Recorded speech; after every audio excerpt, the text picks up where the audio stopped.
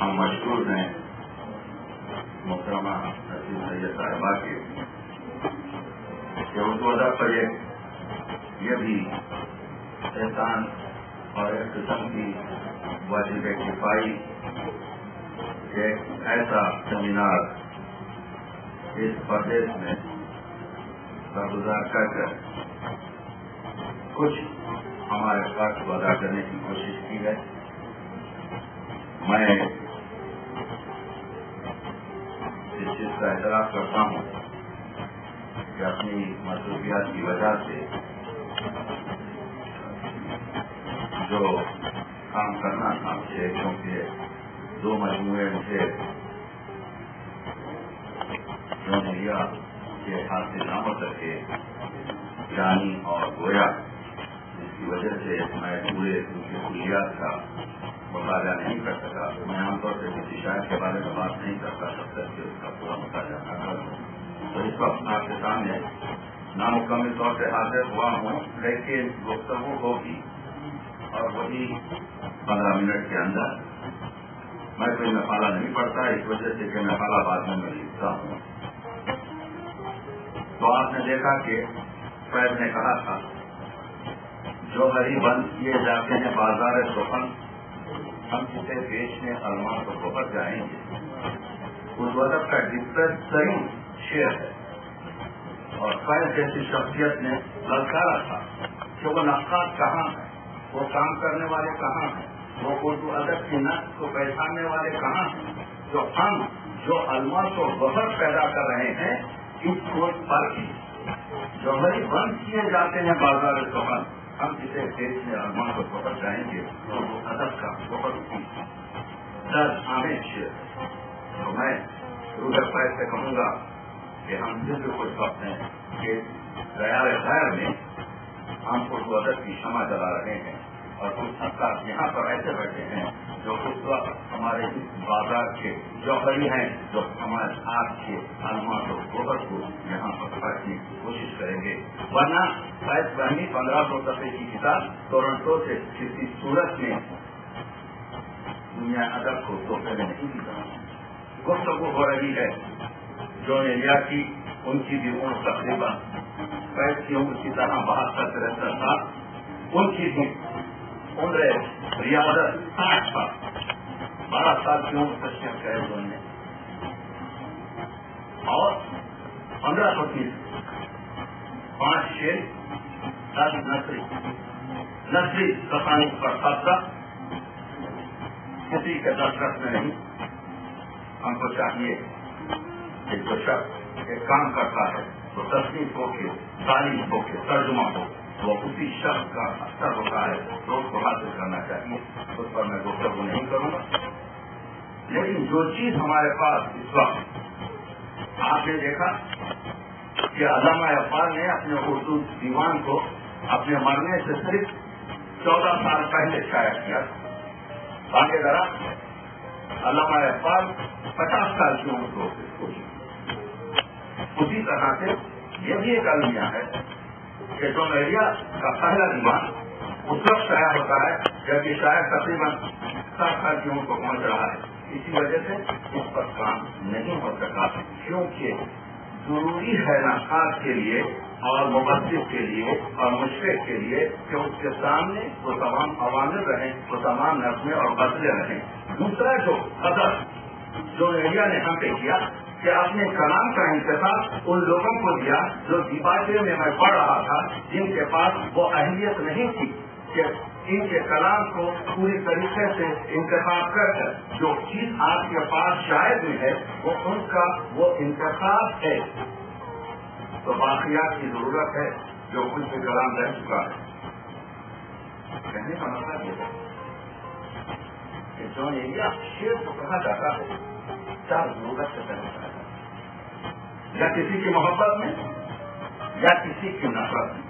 وہ مذہب کی محبت ہو, بچے کی محبت ہو, عاشق اور معشوق کی محبت ہو, وہ ایک محبت کا زمرہ ہے. دوسرا جو کہا جاتا ہے نفرت میں کہا جاتا ہے وہ دشمن کی نفرت ہو یا کسی قسم کی آپ کی کسی سے عداوت ہو, حسد ہو. تیسری چیز جو ہوتی ہے وہ ضرورت کے تحت کہا جاتا ہے چہرہ لکھ دیا, قصیدہ لکھ دیا تاکہ پیسے مل جائیں.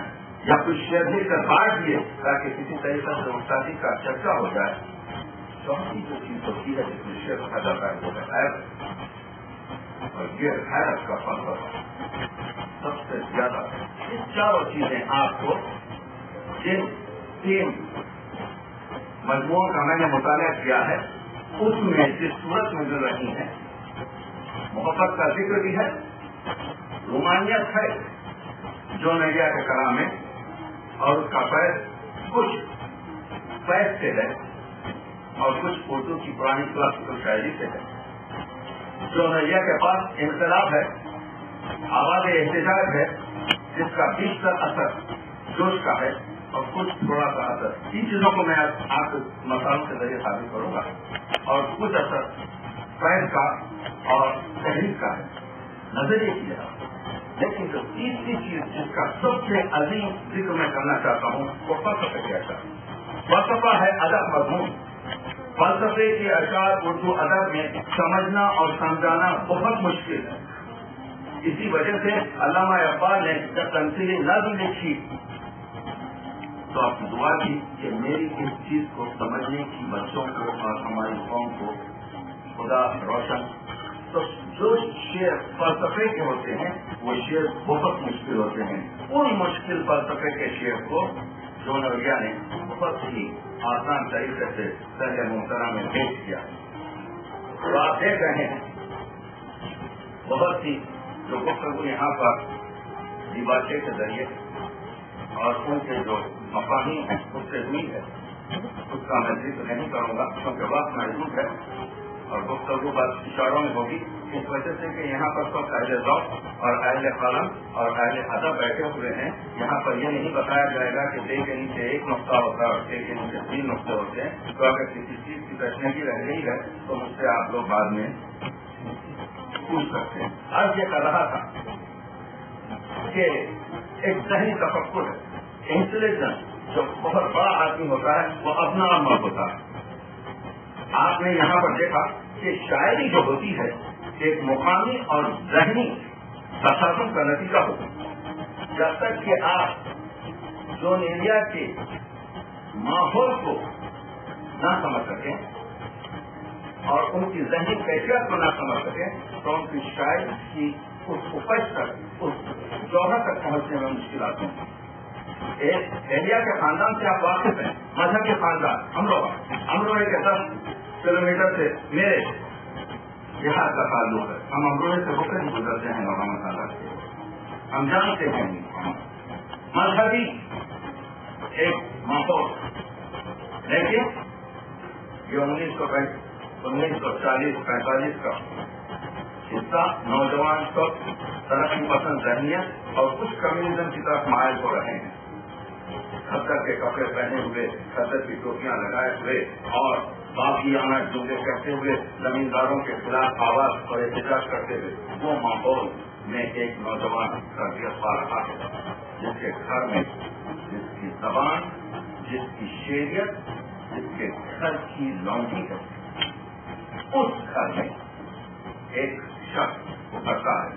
جو کیفیات ذہنی بتائی گئی ہیں ایز اے فزیشین میں کہہ رہا ہوں، یہ ایک بہیویئر ہے آپ کے جن کو ہم بائیپولر ڈس آرڈر کہتے ہیں، جو کسی قسم کی دیوانگی نہیں ہے، جو کسی قسم کی پاگل پن نہیں ہے کسی قسم کا، بلکہ ایک کیفیت ہے جو پرسنالٹی کا ہوتا ہے.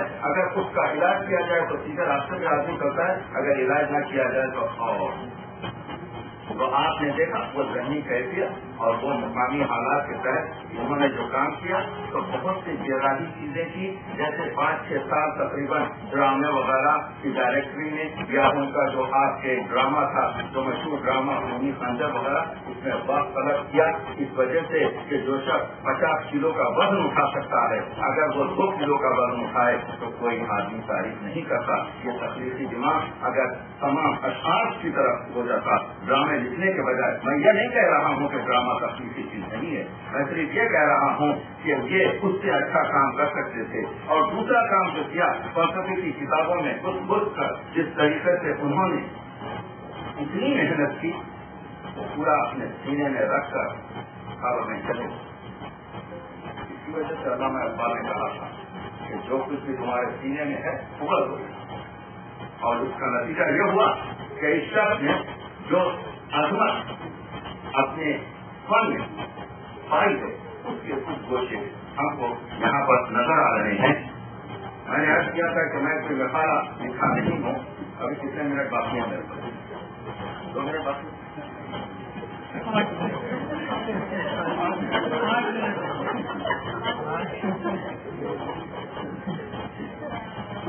تو میں یہ عرض کر رہا ہوں کہ ہوتا یہ ہے کہ ان جملوں میں جو لوگ ہوتے ہیں وہ سمجھ جاتے ہیں کہ 2 چیزیں میں آپ کی خدمت میں پیش کر دوں.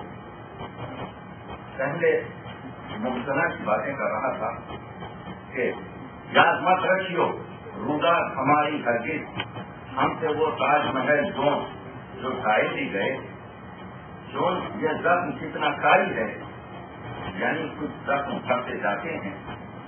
تو آپ نے دیکھا کہ ذات ہے اعتبار ذات نہیں. اب تو میں خود بھی اپنے ساتھ نہیں زون کہیں موجود نہیں میرا ہم تجرب ہے.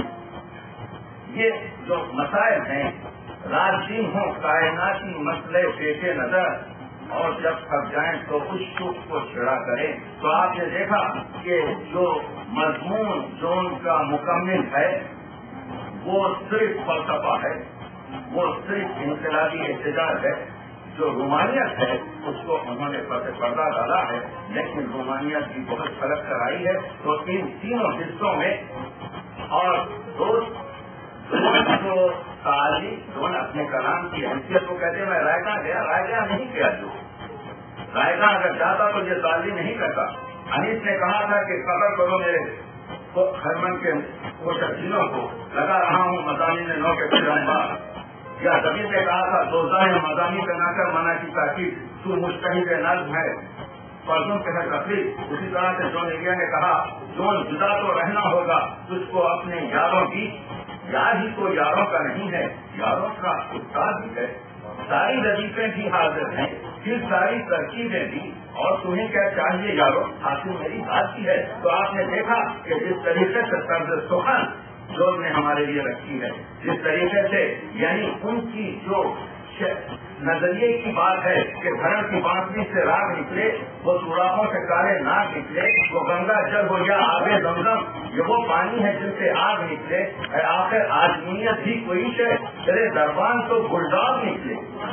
ملایا تھا ہمیں امرت کسی نے مگر مجھ سے لہو کے چھاگ نکلے. تو آدمیت اقبال نے کہا تھا آدمیت احترام آدمی باخبر جو مقام آدمی. تو آپ دیکھ رہے ہیں کہ فلسفے کے جو شعر ہیں جس میں انسان شناسی ہے جس میں پیسہ نوازی ہے یہ تمام چیزوں کو جس طریقے سے انہوں نے ڈالنے کی کوشش کی ہے یہ انہی کا حق ہو سکتا ہے.